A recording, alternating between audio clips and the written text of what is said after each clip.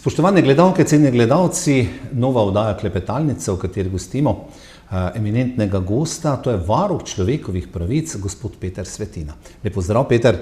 Dober dan, pozdravljeni. Lep pozdrav, seveda gre za inštitucijo, ne gre samo za vas osebno, čeprav rečemo v eni osebi, varuh človekovih pravic. Nenazadnje ste vi ustavna kategorija, ki ne odgovarjate pravzaprav oblasti v nobenem pogledu. Kot ste dejali poprej, ste nadoblastni, se pravi nadzornik oblasti, kaj ne? Tako, se pravi, poleg treh izvršilnih vej oblasti imamo še tri nadzorne inštitucije nad oblastjo, ki so predpisane v slovenski ustavi, to so Ustavno sodišče, varuh človekovih pravic in Računsko sodišče. Je res, da je, kot ste sami rekli, varuh človekovih pravic je inštitucija, se pravi z veliko začetnico varuh človekovih pravic. Jaz, kot izvajam funkcijo predstojnika te inštitucije, si pa z malo začetnico pišem varuh človekovih pravic. No, lepo, da smo tole pojasnili, tudi pravopisno, kako se zadeva nekako se lotite. Ne? Morate seveda po svoji službeni dolžnosti na vse kršitve, ki dobite z pobudami, odreagirati, v določenem roku seveda jih obravnavati. Pravzaprav je to pobuda posameznikov, morda tudi nekatere skupine ali civilne družbe, kot ste dejali že danes na tiskovni konferenci, pa praktično ne odgovarjate na anonimne pobude.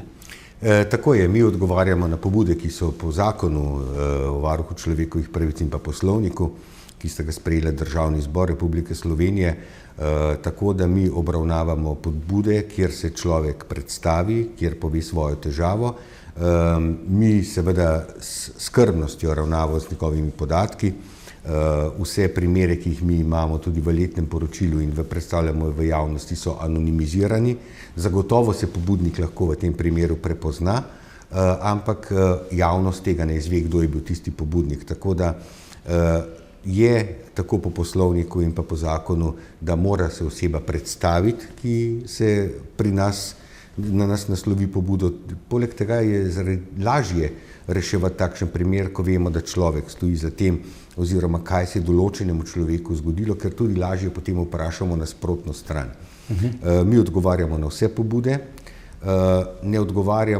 odgovorimo tudi na anonimno pobudo, kjer pobudniku pač odgovorimo, da tega ne počnemo, ne obravnavamo takšnih pobud, mu damo pa priložnost, da si premisli in to pobudo tudi podpiše oziroma z imenom in priimkom naslovi in potem mi to obravnavamo.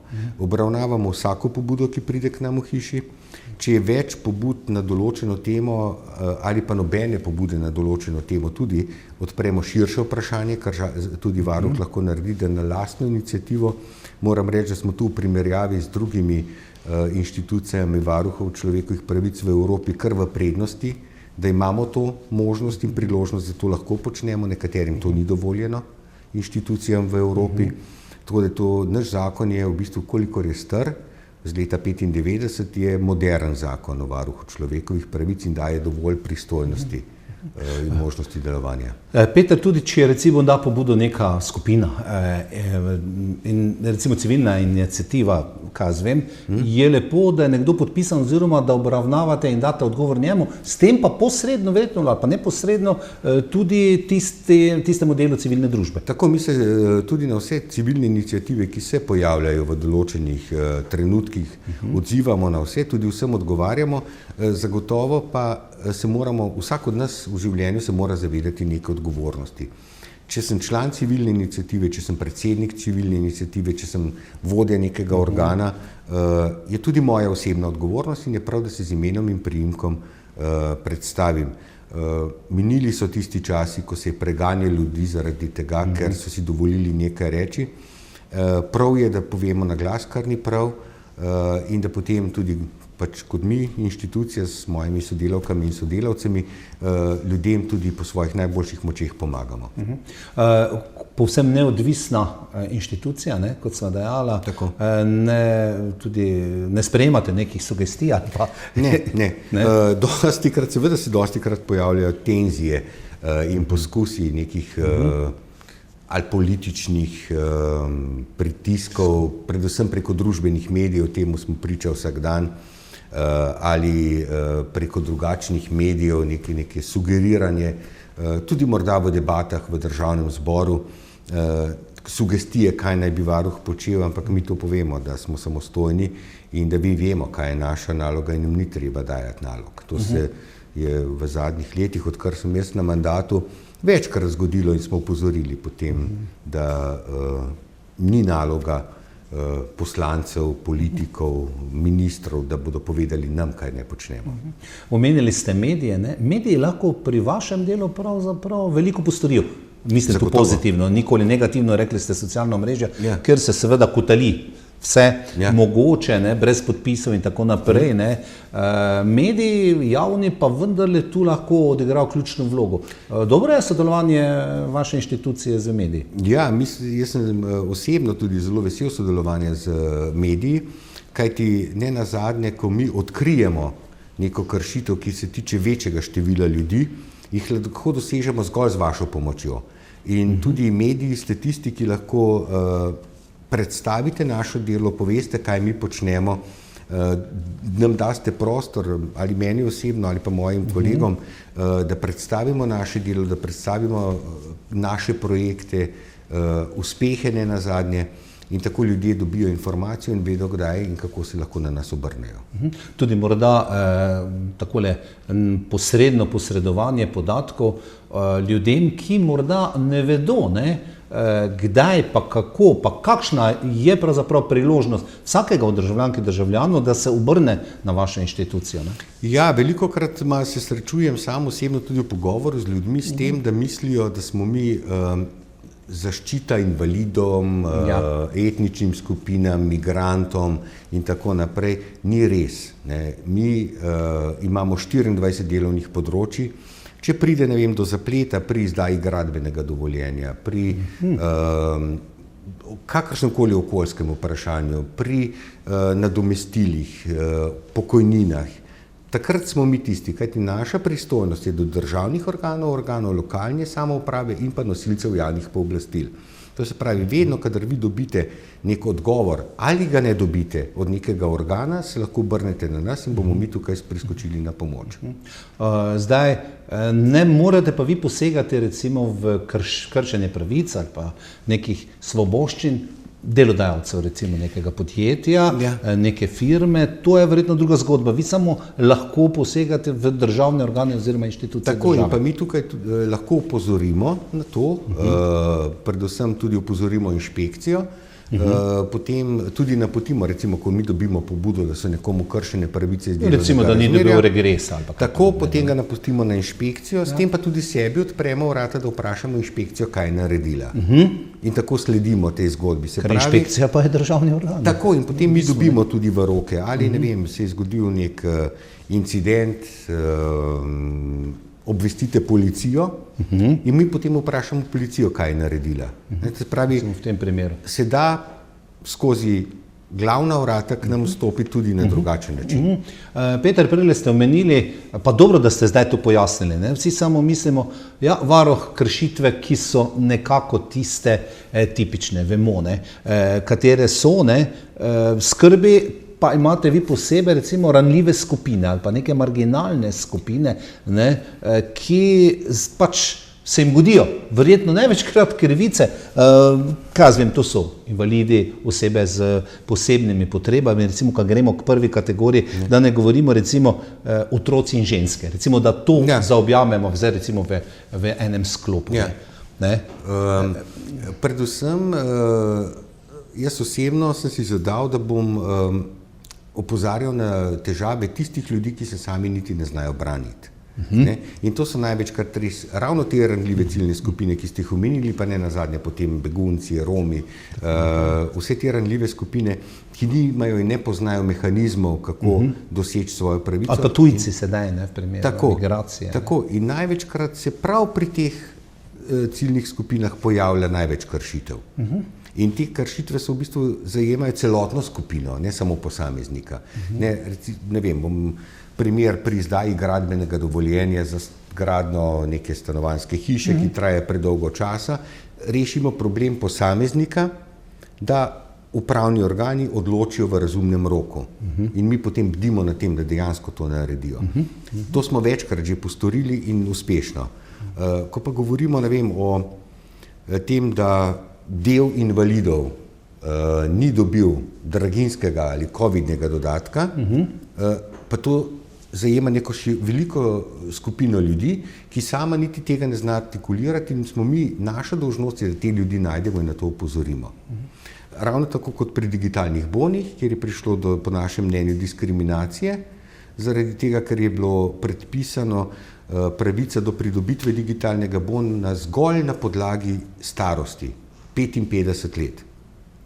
Ne od predznanja, ne od izkušenj, zakaj ne 52, 54, 56. Ja, nekje meja pač mora biti. Ne? Ja, ampak to starost je osebna okoliščina in osebna okoliščina, če je izpostavljena in si zaradi nje diskriminiran, si diskriminiran. To je diskriminacija.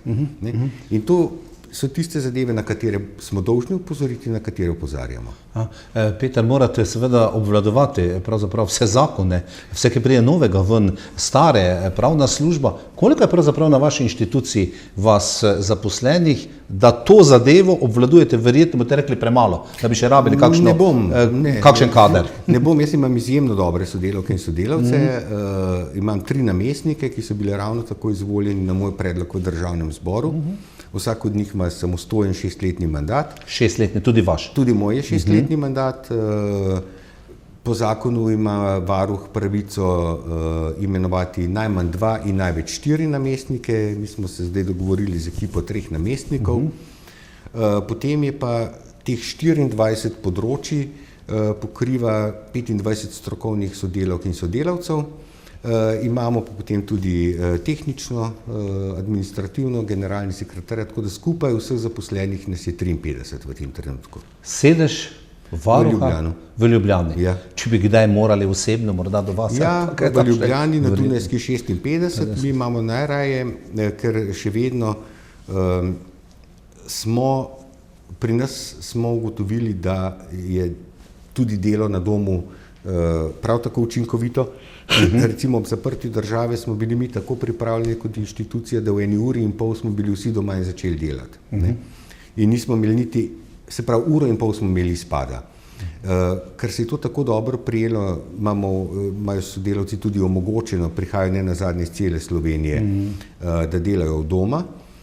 Zato je dobra najava po telefonu, preden pride pobudnik k nam osebno, da ga ta točno določen strokovni sodelavec, ki se ukvarja s tem področjem, pričaka in da ima ta osebni razgovor.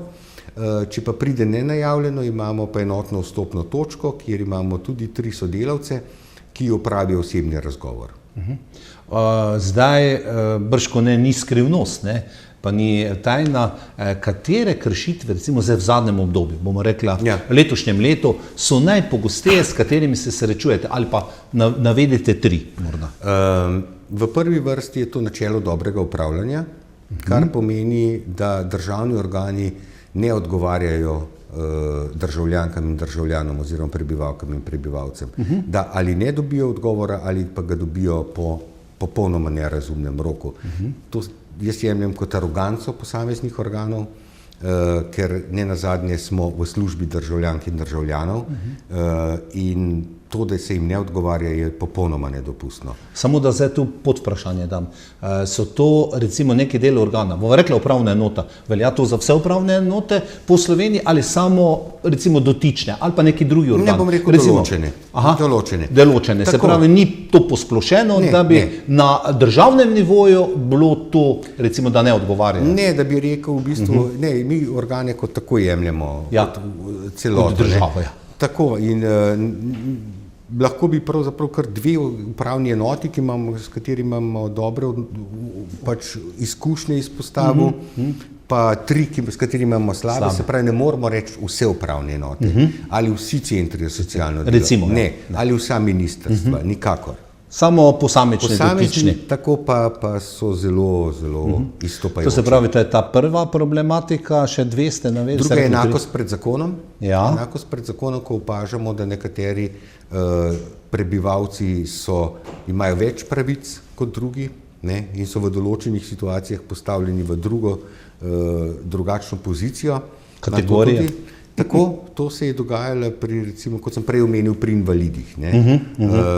Ko je v sklopu invalidov v Sloveniji imamo zelo dobro, ampak zapleteno invalidsko zakonodajo.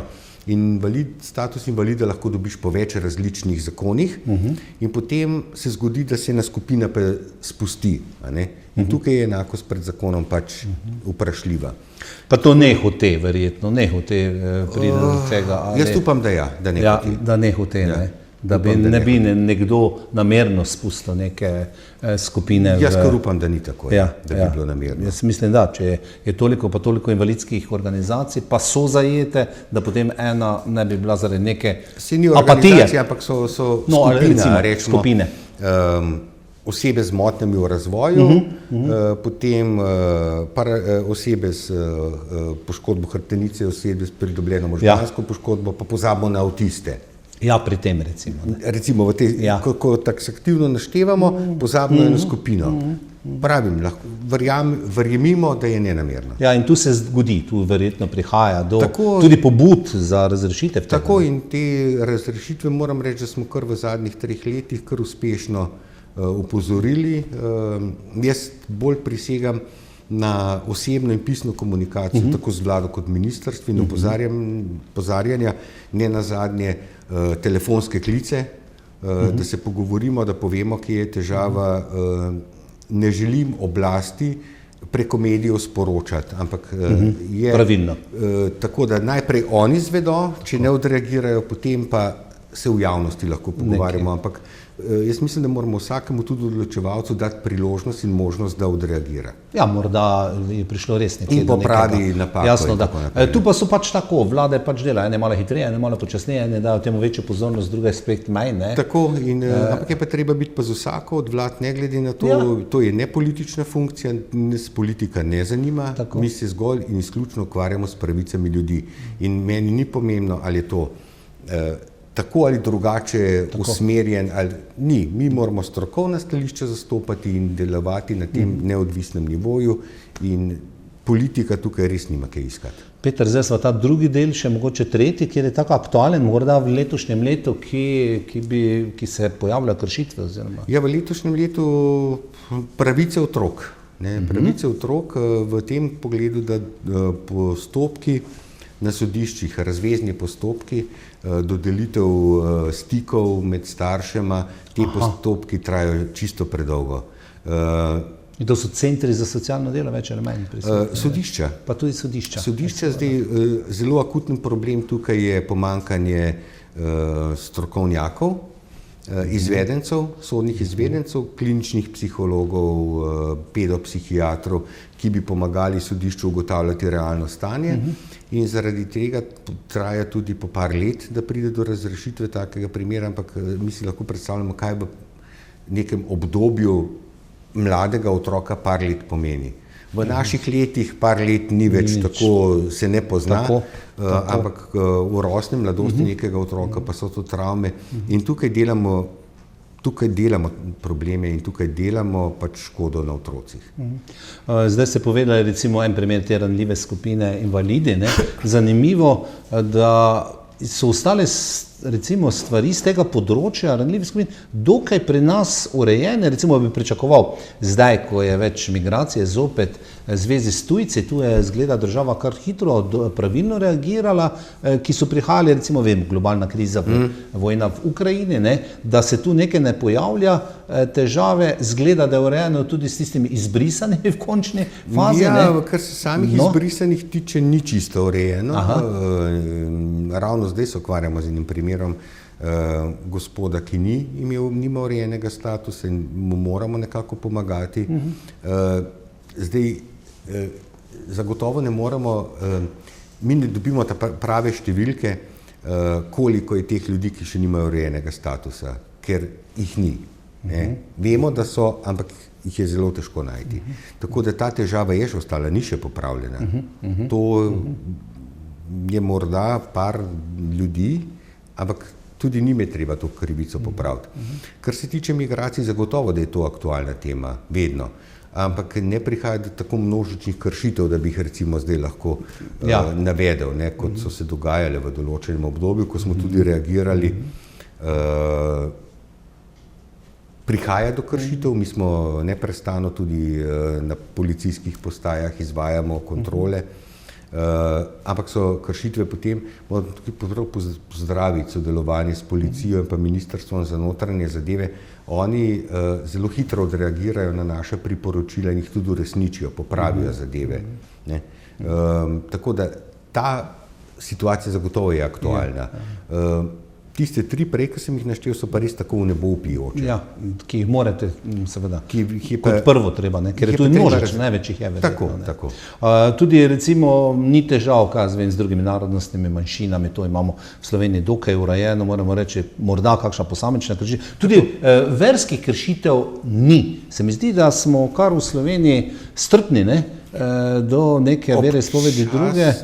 Občasno prihaja, moramo reči, občasno prihaja do kakšnih ekscesov in to ne glede na katero vero. Vero mislimo. Ja, je čisto vse verske skupnosti tukaj so prizadeti in to občasno se dogaja.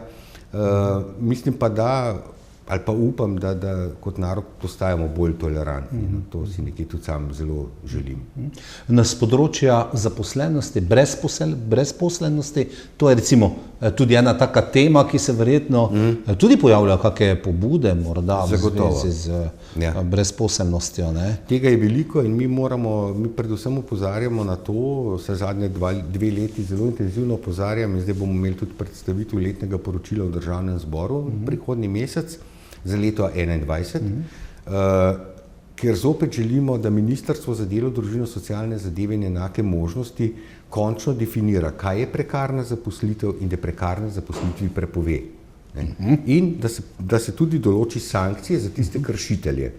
To je neka neprimerna oblika zaposlovanja in na to opozarjamo. Mi se dnevno srečujemo s to težavo. Seveda nas je tako, kot smo na začetku ugotavljali, mi nismo oblast, tudi nimamo izvršilne funkcije in naša naloga je opozarjanje in zahtevanje, da se nekaj spremeni. Pravno zavezujoča pa naše stališča niso ali naše priporočila. Ampak je pa njihovo uresničevanje znak kulture pa demokratičnosti neke družbe. Tako da brezposelnosti in pa pravic zaposlenih so odprta vprašanja, kot sem rekel, prvič v prekarnosti, ostalo pa je potem v dolgotrajnih ali pa neučinkovitih inšpekcijskih procesih. To smo videli zdaj v zadnjem obdobju kar nekaj. Te postopki tečejo prepočasi. Mi opozarjamo sicer na to, da je inšpektorjev premalo, ampak po drugi strani apeliramo tudi na aktivnost inšpekcijskih služb. Potem so še recimo eno tako področje, recimo marginalna skupina brezdomci. Ne? Kaj lahko tu napravite praktično?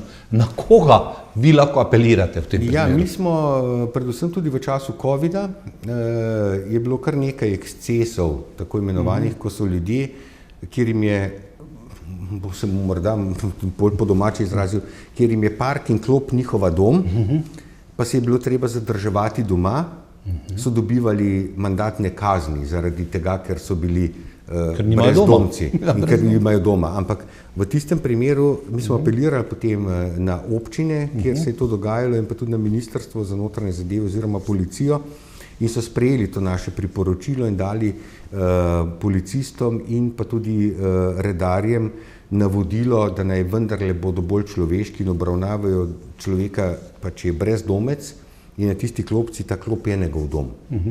Se je tudi en brezdomec bil pri nas in je rekel, kam ne pa grem, jaz sem tam doma. Tako da mi ta priporočila lahko damo, predvsem apeliramo lahko na pomoč države nevladnim organizacijam, ki se ukvarjajo s brezdomci, da tukaj nekaj postorijo, pa ne nazadnje na občine in pa na celotno državo, da zagotovi končno stanovanjsko vprašanje, se pravi, da jim reši tem ljudem, ne zgolj njim stanovanjsko vprašanje. Zelo kritični smo do države v tem pogledu, da nima neke stanovanjske politike, vizije stanovanjske politike. Mi se to z vsako vlado, z vsakim ministrstvom vsako leto pogovarjamo o tem, mi neke vizije stanovanjske politike nimamo. Imamo v ustavi napisano pravico do doma, kar ne pomeni pravico do stanovanja, ne, ampak vendar mora država imeti neko vizijo, kako bo svojim državljanom ali občankam in občanom zagotovila neke normalne bivanjske razmere. Tukaj pričakujemo dejansko, da bomo nekaj postorili skupaj kot država v smeri zagotavljanja teh reševanja stanovanjskih težav. O tem ste se danes tudi pogovarjali na obisku v mestni občini Murska Sobota o stanovanjski problematiki in o eni stvari, ki se meni takole, ko sem izvedel, zdelo malce čudno, da se s tem varuh ukvarja, z smradom. Ne? Zanimiva reč, ne? Ja. Zakaj pravzaprav gre? Ja, v bistvu v ustavi je jasno napisano, da imamo ljudje pravico do zdravega okolja. Ne? Tako. In se pravi, za naše okolje je dolžna poskrbeti država in lokalna skupnost z vsemi ukrepi, ki so. In tukaj že pride potem varuh v to zgodbo, ne? In mi imamo prav posebno skupino sodelavk in sodelavcev, ki se ukvarjajo z okoljskimi vprašanji. In mi že več let opozarjamo ministrstvo, da mora sprejeti zakonodajo in neke smernice na področju smradu. Ne? Vemo, da to ni enostavno, ampak to zadevo je treba urediti. A veste, za nekoga smrad pomeni eno, za drugega drugo. Ne? Ampak če je tisti smrad, ki pa dejansko človeka zastruplja, je to vpliv na njegovo bivalno okolje in tukaj je zagotovo država tista, ki je za to odgovorna. S tem smo se danes ukvarjali tudi. In varuh opozarja na to. Ne? Tako mi že več let opozarjamo in tudi z ministrom zadnjič, ko sem govoril, sem rekel, da pač res pričakujemo, je pa zagotovo to tema, ki je tako v pristojnosti Ministrstva za okolje in prostor, potem Ministrstva za zdravje in Nacionalnega inštituta za javno zdravje. Ni tako enostavno, kot se morda sliši. Zagotovo. Izdali ste novo brošuro zloženko Čudovita, kdaj se obrniti na varuha človekovih pravic. Z sloganom, mi je všeč, če vidite krivice, uporabite pravice. No in tu imate zapisano, kako pravzaprav do vas, vaše funkcioniranje, to, kar sva se danes pogovarjala, Peter Svetina, varuh človekovih pravic, in morda ljudje so premalo informirani. S to brošuro bodo verjetno dobili informacije, kako priti, ne osebno do vas, logično, ampak kako podati pobudo, tudi v pravem času in recimo na zadnji strani, kaj varuh lahko stori. Nekateri ljudje mislijo, da lahko vse, ne? In česa varuh ne more storiti. En primer je takšen, ne morete, vi, če dobite tudi pobudo o slabih sosedskih odnosih, da se sosedom ne marate, tega vi ne morete reševati, ali pa nekih primerov sodišča, recimo, ne? Družinskih sporov, recimo. To so največkrat tudi pobude, ki prihajajo k nam, ko moramo ljudem potem pojasniti, da nimamo pristojnosti v reševanju medsosedskih sporov, družinskih sporov. Ne nazadnje, morda se boste smejali zdaj, ampak tudi o neprimerni skrbi soseda za kokoši ne more varuh posredovati. Ampak to dejansko je pobuda bila in odgovor, ki sem ga podpisoval. Inšpekcije verjetno lahko obvestite, če živali trpijo, ne? Ja, vem, samo inšpekcija ni z mojega okna pogledala, kjer se vidi bolj kot pa z njihovega dvorišča. Mislim, tako da se srečujemo s takimi zgodbami. Ne? In potem sem razmišljal, kako ljudem še bolj približa delovanje varuha, kako jim pojasniti, kaj je naša vloga kot inštitucija. In zato smo pripravili zgibanko, kjer je poenostavljeno obrazloženo, kdo smo, kaj počnemo in, kot ste rekli, kdaj lahko pomagamo, kdaj pa ne moremo pomagati. Ker je zelo pomembno tudi, da ljudje vedo, kdaj ne moremo pomagati. Zelo lahko je priti z neko pobudo k nam, kjer res ne moremo narediti nič, ne vem, spor med dvema bratoma za dediščino. Ne, tukaj mi ne moremo. In potem je seveda na družbenih omrežjih se pojavi ta varuh, itak nič ne naredi. Ne. Ja, recimo. Itak. Ne. Ampak treba je in je pravilno in prav, da ljudem pojasnimo. In v ta namen teh zgibanke so tudi namen tega, da ljudje vedo, da imajo tudi v analogni obliki. To sem hotel reči, da niso vsi računalniško opismeni. Ne? Meni vedno, lahko rečem, da sem računalniško delno pismen, vsega tudi ne znam, ampak vse informacije lahko najdete na naši spletni strani. To dobremu odstotku ljudi ne pomeni nič. Sploh starejšim, ljudem na podeželju, ljudem, ki niso ne vem kako visoko izobraženi, pač to ni podatek.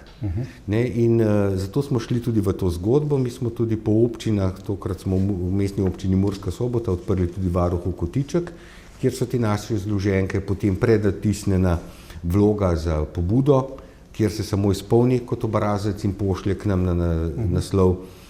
Seveda imamo tudi potem povzetek našega letnega poročila, predstavitev zagovorništva otrok, ki moram reči, da v Pomurju zelo dobro deluje. Imamo odlične zagovornike, imamo odlično koordinatorico zagovorništva otrok. To je neka posebna enota pri nas v hiši, ki skrbi za otrokov glas, zato da je otrokov glas slišan v določenih postopkih. Izvajajo ga prostovoljke in prostovoljci po celi Sloveniji in zagovornika smo v zadnjih 12 letih postavili več kot 900 otrokom, se pravi je več kot potreben inštitut, zato je tudi predstavljen v Varuhovem kotičku. Seveda pa so tudi ta QR koda in pa tudi elektronski naslov. Brezplačna telefonska številka? Zagotovo tudi, ja, nič 80. Ja. No. Peter, v začetku sva rekla, da se ne date pač, ne nočete vpliva ne enih, ne drugih, najmanj pa politike. Rekli ste nekaj malega, se včasih pojavi pritisk. Osebno na vas kot varuha ste imeli kakšen primer, morda, če nam zaupate, ali pa tudi ne, da bi vas nekdo takole pocukal za rokav, ker vas pozna, pa rekel, čuješ, to pa ne delate dobro, ali pa tega niste naredili?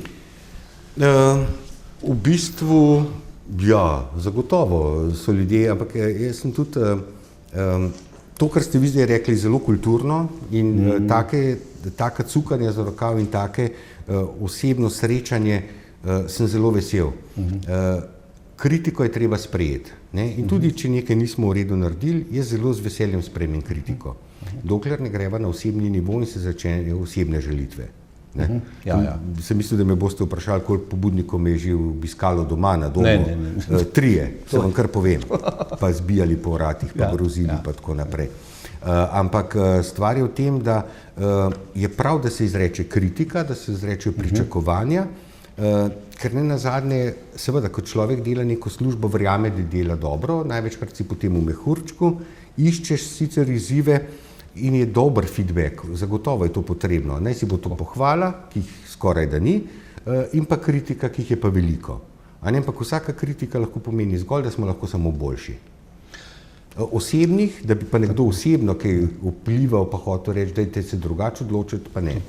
In tukaj tudi moram reči, da jaz kompletno zaupam svojim sodelavkam in sodelavcem, ko rešujejo neko zadevo, vem, da upravljajo odlično delo in jim tudi zaupam, kaj naredijo. Hvala za vašo delo inštitucije. Hvala za vaš obisk, Peter Svetina, varuh človekovih pravic, da ste se oglasili pri nas, tudi v oddaji Klepetalnica. Kaj vam želim? Ne energije in vsega ostalega, to imate, tudi stroko imate, da bi vas bilo leto manj, da ne bi končno morda potrebovali varuha človekovih pravic, ampak take družbe ni, ne, absolutno take družbe ni. Take družbe ni nikjer, ne, tudi države, vse države. Ki sodelujete z njimi, ne nazadnje ste tudi predstavnik v evropskem tem inštitucijah. Ja, in ni države, ki ne bi imela ogromno dela, ni inštitucije varuha, ki ne bi imela ogromno dela. Jaz tudi verjamem, da nam dela ne bo zmanjkalo. Hvala lepa za lepe želje, pa hvala lepa za priložnost, da sem bil lahko vaš gost. Hvala tudi vam. Cenjene gledalke, spoštovani gledalci, to je bila današnja klepetalnica s Petrom Svetino, varuhom človekovih pravic. Verjetno ste tudi to pot izvedeli kaj zanimivega, novega. Hvala za vašo pozornost, do prihodnje oddaje, pa vam želim dobro vse in srečno.